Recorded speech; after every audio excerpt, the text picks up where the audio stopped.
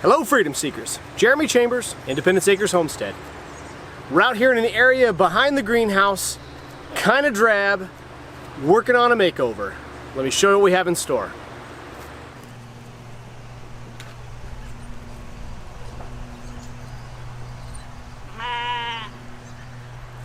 So as we talked about in a few of our previous videos, this year we're not growing quite so much in the main garden because we're letting it go fallow this summer, fall, and winter in order to prepare it for some pigs next year. So we've had to be a little creative in how we plan to grow things this year. And one of the things that we've turned to a lot is the raised beds. Our garden extension has some raised beds. We've got some raised beds here, some little containers that we've made out of some 55-gallon plastic drums. And finally, we also need to make that area, like I said, back there behind the greenhouse, look just a little nicer. And so we found a product that's going to do those two things for us. Give us more usable, elevated gardening space, and also just make the area look a little nicer. So all that being said, let's walk on over to the front of the house where the boys are putting together this new raised bed, and I'll introduce you to the product. So the product that we came across is the Olle metal raised garden bed. And it is a pretty nice product. So far, we've only just got it in the box. We're gonna grab all the materials and the parts, lay them out here on the sidewalk, show you what we're working with, and then we'll get busy on building it. All right, so while the boys are getting these last final parts out, let me just tell you a little bit about this. The unit that we got is actually what they call their modular raised garden bed. And it's kind of like an erector set for gardeners. It's got multiple panels, straight panels, multiple curved panels, all of the hardware, and even some cool little gloves so that you don't cut yourself on the sharp metal. And we're gonna go ahead, pull everything out of the box, show you what it looks like outside the box, get all the parts laid out, figure out how we're gonna configure it, because it can be configured in a couple different manners. We can either put them all the parts together and make one tall bed. We can do two oval beds, which I think that's what we're gonna go for. We can do a longer oval and a circle, or you can do a square with a circle inside. The way that you can configure this, it really can make it fit anywhere on your homestead, on your backyard, on your farm. It's not something that's gonna be difficult to find a place to use because of the many ways that you can configure it. So we're gonna get it laid out and start putting it together. Are you supposed to keep the plastic on? No, you pull the plastic off. Here, and pull that for me on the side so I can adjust it. How would you get them over there? So we've got the first one just pieced together, and I think I'm liking the way this looks. We're probably just gonna assemble the two ovals so we can have two separate raised beds and maximize our growing potential here.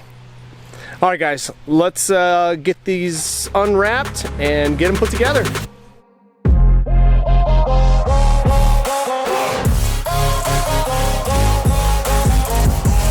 So that went together pretty easy, I must say. Wasn't too difficult.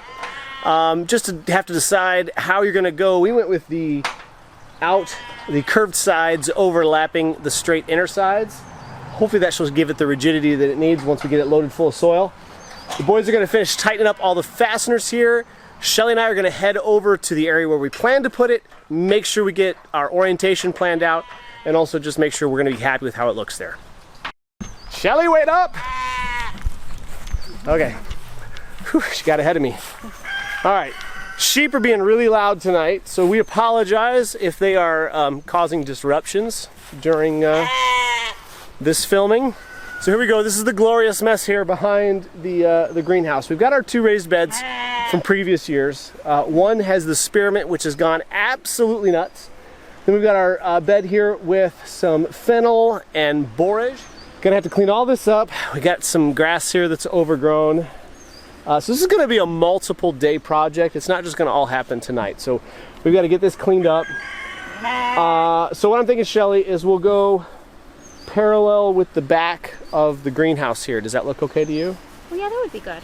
We got the ladies buy off on that plan. We're glad we got the sage green instead of the blue, right? Yes. Yeah, all right. Okay, let's go check in on the boys, see if they're done tightening all of those fasteners down. If they're not, I'll help them out. And then we'll get started on making the second bed.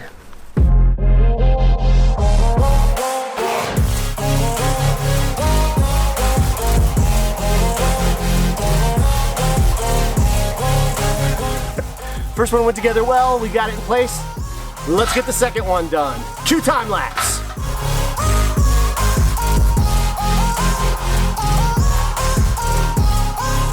So this is probably the most tedious part of the entire project here, is installing this edge trimming. And in all honesty, I'm not 100% sure it's necessary, but it kind of gives a nice finished look and just gives you a little bit of extra protection. So as klutzy as I am, it would be good that I'm not going to cut myself open on just these very few sharp edges that are here. I'm glad that Olle thought of everything with this kit. Even the little handy dandy wrench. The only thing I needed that I had to provide was a screwdriver, Phillips, number 2 Phillips screwdriver. So other than that, everything else came in the kit. Alright, well that's the end of day 1, getting our new Olle metal raised beds put together and in their location. Looking pretty good already. I'm really liking the green sage. Alright, well that's it for tonight on this project. We still need to get the sheep moved and then we're going to call it a day. We will see you guys tomorrow and we're going to be talking about how we're going to fill them and what we're going to put in them. And it's day 2 working on the Olle metal raised garden beds. Got them in place. We're going to go through, clean up this area a little bit. I'm going to burn away some of the weeds, trim up some of the weeds around the edge, and then it's going to be time to start filling them. Now we like to use the hugelkultur method for as many of our raised beds as possible here on the homestead. This is just going to give us old brown matter, green matter, and then manure, compost, and then we'll top it off with some of the raised bed bagged soil that we purchased last fall. All right, there we go. First bed's complete. This holds a lot of soil for being 17 inches deep. And that's including all the extra, brown and green material we put in the bottom. But I think you guys have the idea about what these look like, and I think they're gonna be pretty robust for us. We're really excited to have them here. They look good, they're functional. If you are interested in finding out a little bit more about the Olle metal raised garden bed, check out the link in the description below. There's a link that'll take you straight to the Amazon page where we purchased these ones, and also to the other types of raised metal beds that they have in their lineup. All kinds of colors, all kinds of shapes and sizes. So the plan is this one will have comfrey, some flowers in it this year, some basil, knowing and understanding that the comfrey is eventually going to take over this entire raised bed. But that's one of the reasons why raised beds are great for plants that propagate by root like comfrey does, because hopefully this will contain it and it won't go any further. And if it does start to creep out a little bit under the bottom, we can maintain it. The other bed, I think we're going to transplant all of our strawberries into that raised bed. We'll see, but for now, this is the plan. Thank you so much for joining us. We really appreciate it. Don't forget to like and subscribe so you don't miss out on any future updates. And until next time, God bless.